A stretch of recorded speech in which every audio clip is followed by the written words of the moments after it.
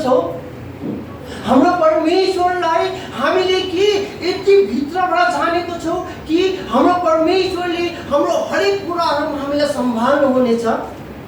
जब मैले अगाडि पढिरहेको थिएँ, जब हामी हेर्दछौँ शद्रक मेशक अबेदनगो जब तिनीहरूको जीवनमा यस्तो परिस्थिति आएको थियो, तिनीहरूको जीवनमा त्यो मूर्ति आएको थियो, किन तिनीहरू त्यस मनुष्य सबै मनुष्यहरूले सबैजनाले तिनीहरू ढोकिरहेको थियो, लेकिन तीनजना व्यक्ति किन खडा थियो थाहा छ? किनभने तिनीहरूलाई थाहा थियो मेरो परमेश्वर चाहिँ सबैभन्दा महान परमेश्वर हुनुहुन्छ। तिनीहरूको जीवनमा मृत्यु आइरहेको थियो, तिनीहरूको जीवनमा जब मृत्यु आइरहेको थियो नि, तिनीहरूले त्यो मृत्युलाई देख्नभन्दा अघि तिनीहरूले आफ्नो परमेश्वरलाई देखेको थियो। किन तिनीहरू त्यस मूर्तिको अगाडि किन दण्डवत गरेन थाहा छ? किनभने तिनीहरूले त्यहाँ एउटा कुरा भनेको छ, राजा हामी तपाईँको बातलाई मान्दैनौँ, हामीले तपाईँले चढाएको मूर्तिको अगाडि हामी कहिले पनि ढोक्दैनौँ। किन थाहा छ?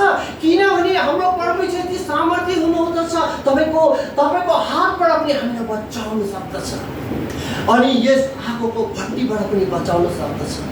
यो कसले भनेको थाहा छ? त्यस व्यक्तिले भनेको हो जसले चाहिँ आफ्नो परमेश्वरलाई चिनेको छ। कि हाम्रो जीवनमा अगर केही यस्तो कुराहरू आयो भने के हामीले हाम्रो परमेश्वरलाई चाहिँ देखाउन सक्दछौँ? हाम्रो जीवनमा के यस्तो समस्याहरू आयो भने जस्तो शद्रक मेशक अबेदनगोको जीवनमा आएको थियो, त्यो समयमा के हामीले हाम्रो परमेश्वरलाई देखाउन सक्दछौँ? जो राजा यति साह्रो रिसाएको थियो, उसको अगाडि त्यहाँ न्याय पनि राखिएको थियो, त्यहाँ दण्डेको हाँगो पनि थियो, राजाको अगाडि यसरी बोलेको छ। तीनजना व्यक्ति जब मैले पढिरहेको थिएँ, तीनजना व्यक्तिले यसरी बोलिरहेको छ, त्यसरी जो आम व्यक्तिसँग बोलिरहेको छ। ए राजा, म तपाईँको आज्ञालाई मान्दैन।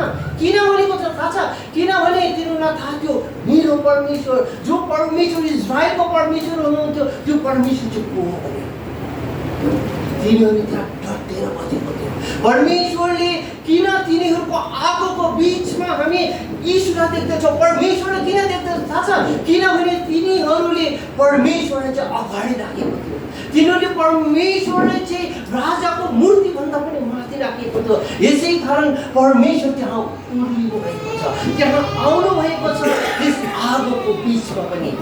हामी हेर्दछौँ जब तिनीहरूको आगोको बिचमा जब शद्रक मेशक अबेदनगोलाई हालेको थियो नि, तिनीहरूको सबै कुराहरू केही कुराहरू पनि यहाँसम्म कि तिनीहरूको चुलहरू पनि जलेको थिएन, लेकिन त्यहाँ एउटा कुरा जलेको छ। के हो थाहा छ? तिनीहरूको बन्धन जलेको छ। हामी जब परमेश्वरलाई हाम्रो हरेक परिस्थितिहरूमा, हामी हाम्रो परमेश्वरलाई हाम्रो जग्गाहरूमा, हाम्रो विरोध गर्ने मनुष्यहरूमा, हामी हरेक कुराहरूमा जब हामी परमेश्वरलाई यसरी उचाल्दछौँ नि, हाम्रो परमेश्वरलाई जब हामी माथि राख्दछौँ नि, तब गएर परमेश्वरको नाउँ चाहिँ माथि हुँदछ। तब त्यहाँ चाहिँ परमेश्वर खुद उत्रिनु हुनेछ त्यो व्यक्तिसँग भएर। यो कसको कहानी हो थाहा छ? त्यो व्यक्तिहरू जसको आफ्नो शहर पनि थिएन, जसलाई गुलाम बनाएर ल्याएको थियो, त्यो राजालाई शद्रक मेशक अबेदनगोलाई मार्नुको लागि चुट्की गर्न पनि लाग्दैन थियो, किनभने तिनीहरूको सन्तानै थिएन। लेकिन त्यस्तो जग्गामा गएर पनि शद्रक मेशक अबेदनगोले सबभन्दा पहिला परमेश्वरको नाम लिन्छ। किन थाहा छ? किनभने तिनीहरूले परमेश्वरलाई चिनेको हुने जानेको। हामीले हाम्रो परमेश्वरलाई कसरी चिनेको छौँ?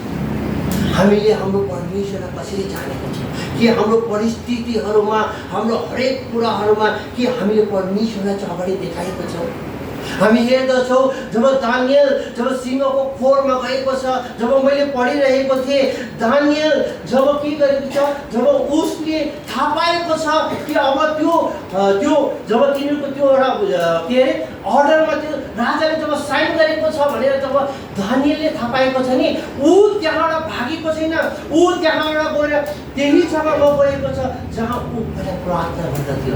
उसले त्यो खिड्कीलाई पनि खोलेको छ, उसले त्यहाँ गएर त्यही परमेश्वरसँग आराधना गरेको छ। किन थाहा छ? उसको मनमा किन डर थिएन? उसलाई यो पनि थाहा थियो कि अब चाहिँ मैले प्रार्थना गरेको मेरो फल चाहिँ अब सिंहको खोर जहाँ चाहिँ मलाई हालिदिनेछ।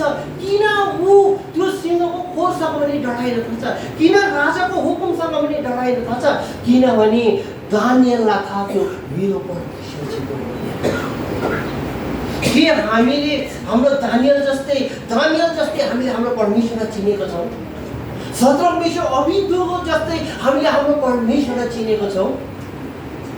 यो बाइबलमा लेखिएको एउटा कथा मात्रै होइन, यो एउटा घटेको कहानी मात्रै होइन, यो हाम्रो लागि उत्साह गर्ने, हामीलाई यसमा खडा हुनलाई सहायता गर्ने यो वचन हो हाम्रो लागि।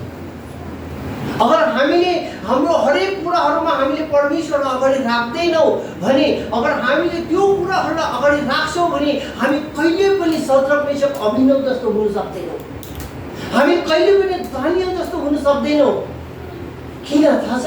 किनभने तिनीहरूले सबभन्दा पहिला कुरा त्यो कुरा गरेको थियो जो कुरा आदमले गर्न सकेन, जो कुरा लुसिफरले गर्न सकेन, त्यो कुरा दानियल अनि सदरक मेशक अबेदनगोले उसले परमेश्वरको नाउँलाई चाहिँ उच्चारण गरेको छ। यहाँ भनेको छ मेरो परमेश्वरले, हाम्रो परमेश्वरले, इजरायलको परमेश्वरले।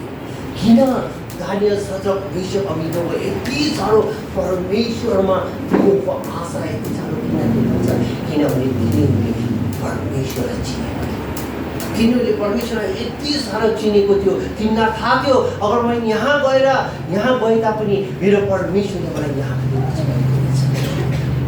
यो हो हाम्रो परमेश्वर, जो परमेश्वरले हामीलाई चाहिँ बचाउनु हुनेछ, जो परमेश्वरलाई हामीले चिन्न चाहिँ जान्न अनि चिन्न चाहिँ हामीलाई बहुत जरुरी छ। जब हामीले